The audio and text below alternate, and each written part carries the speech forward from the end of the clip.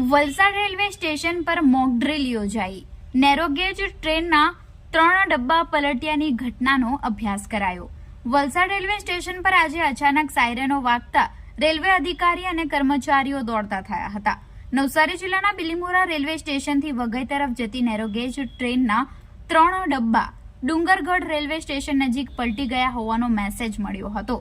જાણકારી મળતા railway station પર હૂટર વગાડવામાં આવ્યું હતું અને તમામ વિભાગના કર્મચારીઓ, મેડિકલ ટીમ, ટેકનિશિયન અને અધિકારીઓ તાત્કાલિક ઘટના સ્થળે પહોંચી ગયા હતા. આ ઘટનાથી રેલવે સ્ટેશન પર હાજર યાત્રીઓમાં પણ ક્ષણિક ગભરાટ ફેલાયો હતો.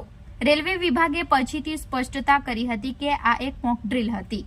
અકસ્માતની પરિસ્થિતિમાં કર્મચારીઓની તત્પરતા અને કાર્યક્ષમતાની ચકાસણી કરવા માટે આ મોક ડ્રીલનું આયોજન કરવામાં આવ્યું હતું.